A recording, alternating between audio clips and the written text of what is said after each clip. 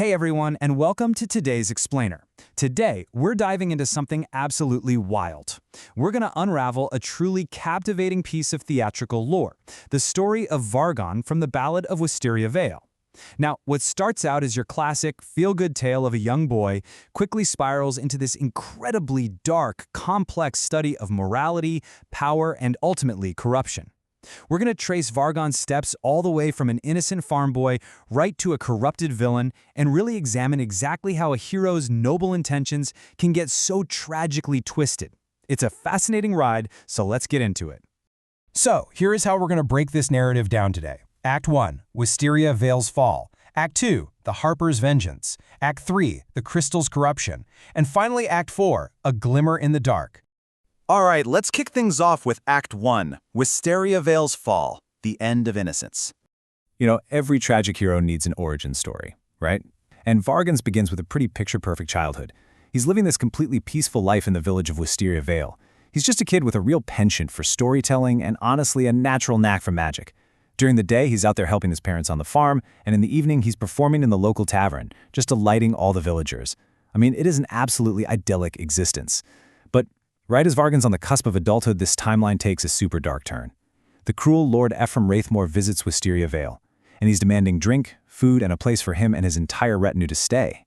Well, when the village's hospitality doesn't quite meet Lord Rathmore's liking, he does the unthinkable. He literally burns down the entire village. Rathmore deliberately leaves Vargon alive just so the boy can be a witness to his home's brutal punishment. But before he leaves, Rathmore slashes the boy across the face with a crystal dagger. It's a singular, violently traumatic event, and it changes Vargon forever. Bleeding and standing in the literal ashes of his life, he makes a vow. He swears to bring down this pitiless lord and prevent him from ever hurting anyone again. Which brings us to Act 2, The Harper's Vengeance, a quest fulfilled. So Vargon begins this incredibly methodical, shadowy path of revenge. He tracks Lord Rathmore to a bustling city. Now, he's a bit unsure of how to proceed at first, so the young bard just starts asking around for information. And because of those inquiries, he gets approached by a wizard. She tells him she belongs to this secret group dedicated to bringing down Lord Rathmore and others who are corrupted by evil. She invites him to join, and he's all in, officially becoming a member of the Harpers.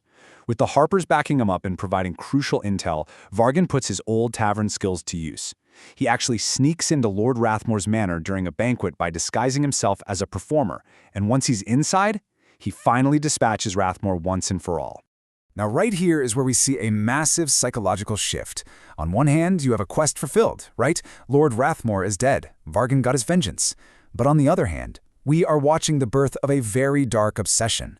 Despite achieving his goal, Vargon becomes completely consumed by the fact that there are so many other corrupt and evil people out there across the land.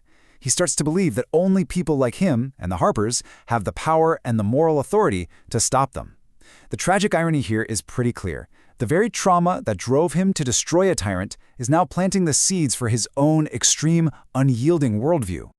Okay, moving on to Act 3. The Crystal's Corruption, the hero's dark fall. So, Vargon's unchecked power and this new obsessive drive really set the stage for a tragic downfall. I mean, he becomes incredibly powerful. He's using his unique talents in both magic and espionage to single-handedly take down corrupt kings and mages. He effectively becomes a living legend, both inside the Harpers and out in the wider world. Yet, remarkably, Vargon actually stays humble through all of this. He's entirely driven by the belief that it is his absolute duty to protect others. He's really at the peak of his heroic arc here, doing exactly what he swore to do back in the ashes of Wisteria Vale. But at the climax of the play, the whole thing unravels. Vargon gets into a battle with an archmage who is turned evil by the ancient crystal of Cyric. Now, this is an artifact touched by an evil god, and it's specifically known to corrupt the minds of anyone who remains in prolonged contact with it. Vargon actually defeats the evil archmage, but during the fight, he's exposed to the crystal, and that prolonged contact totally infects the bard's mind. The crystal takes his noble intentions, his existing belief that he absolutely must purge evil, and it weaponizes it. It convinces Vargon that his own former allies, the Harpers themselves, are simply too powerful, and therefore they must be eliminated. And the resolution of this act? It is truly heartbreaking. The Harpers are suddenly faced with their greatest champion turning against them. They have to figure out a way to prevent Vargan from hurting anyone, while at the exact same time trying to save him. So their only real option is to banish their corrupted friend to a demiplane. He gets locked away, completely isolated in a different dimension, while the Harpers desperately work behind the scenes to try and develop some kind of magical cure for the crystal's corruption. Which brings us to our final act, Act 4, A Glimmer in the Dark, the final monologue. The play ends with this really lingering message delivered by the exact same Harper wizard who recruited Vargan all those years ago. She says, "Though Vargan's ultimate fate is still unknown, the day will come when light will banish darkness." It's incredibly powerful because it deliberately leaves Vargan's story completely open-ended. We don't know if the Harpers ever actually find that cure. We don't know if Vargan escapes his demiplane prison or if he just remains trapped in his own corrupted mind forever. But this final line offers a resolute glimmer of hope. It's a promise that no matter how deep the corruption goes, the pursuit of light and redemption is always going to continue. And I think that leaves us with the true core of this entire narrative. Vargan started out with a deeply justified desire to stop a monster, right? But that very quest led him to a power that twisted him into a threat just as great. So it really makes you wonder, if pushed far enough, would your noble quest turn you into the very villain you swore to defeat?